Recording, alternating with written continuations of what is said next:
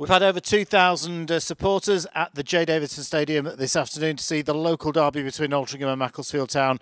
It's ended scoreless, and we're talking to manager Lee Sinnott. Lee, very, very little in that game to talk about in some ways, but both sides, neither side really got a grip of that game. No, I'd have to admit with you there, Flinny.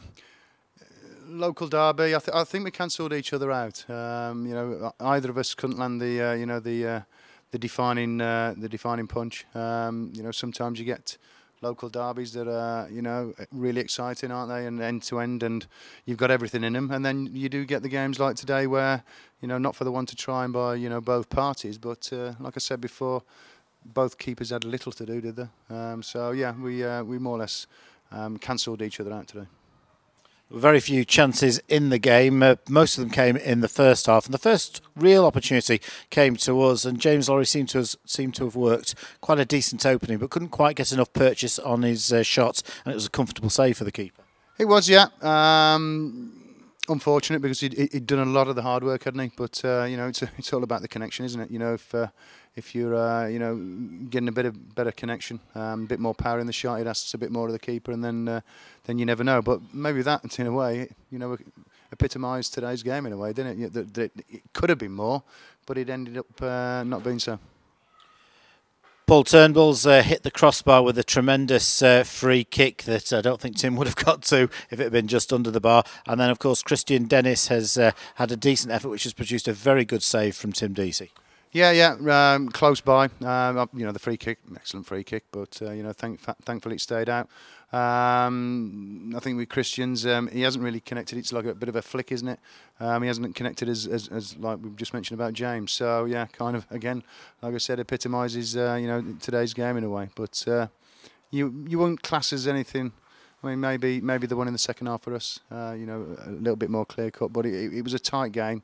Both defences, I thought, marshalled it well, and hence, no goals on the scoreline. Yeah, Damon Reeves has come on, and he's had a chance out of nothing really, and it was a bit of a strange one. I think so. Yeah, I mean, sometimes they say that chances come too early, but chances never come too early. I mean, if it's in the first 30 seconds, you've got to be mentally live onto it. I'll have a chat with Damon. I can only surmise that maybe he thought he was called offside, but it's the old saying to strikers, isn't it? You go and put it in the back of the net, and then you ask questions afterwards. So yeah, that was probably a better opportunity than maybe at first thought, but it wasn't to be. We did get some decent potential opportunities from wide positions in both halves, but it didn't seem to quite happen for us. I'd agree. I mean, I had a word with the players at half time that we had to show, in the final third especially, we had to show just a little bit more.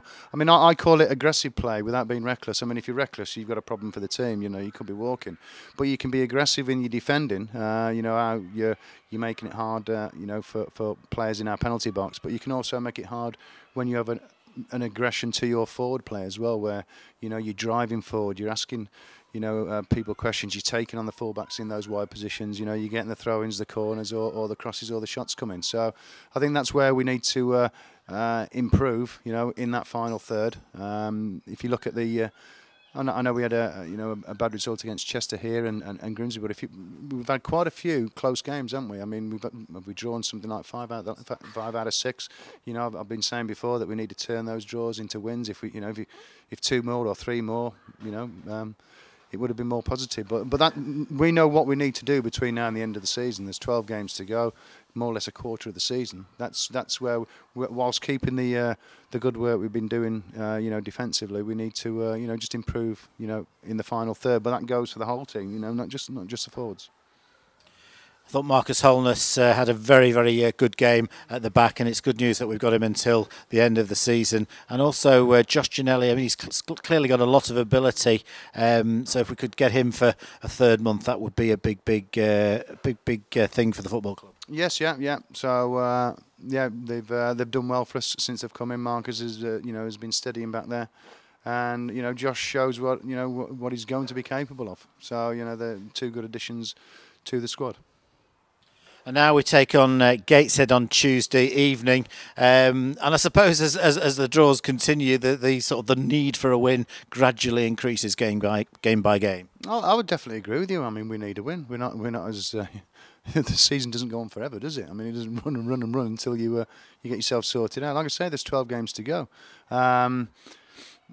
We've been close to getting wins in one way, but like I said, we've got to turn those draws into those wins. So, we need one. We need to go on a little run, and I've said to the players that, Halifax have done it, Kidderminster, Torquay are doing it. Other teams have been on little runs, are putting 4, 5, maybe 6 results together. There's no reason why our players can't. It's just a question of, us clicking those sequence of results together. We have moved into the bottom 4 courtesy of Halifax's late winner at Southport this afternoon. That's a bit of a disappointment, but it is very, very tight down there. Right. Yes, it is tight, and like I mentioned in my programme notes today, you put 2 or 3 results together, and other people don't. You're not just looking at, you're looking at people above you, aren't you, of how you're closing the gap. So 12 games to go. We don't want to be in there, but we know what's needed to, to get out of there. And it's up to us to get out of there. I mean, it's where you stand after 46 games. And, I'm still striving, still trying to install into the players that, I want to beat last season's total of 56 points. That's still attainable. And if that can be done, well, everything else will look after itself, won't it? That's Altrincham manager Lee Sinnott reflecting on the 0-0 scoreline against Macclesfield Town. Next up for Altrincham Football Club is Gateshead on Tuesday evening. Kick-off 7:45 p.m. at the J. Davidson Stadium.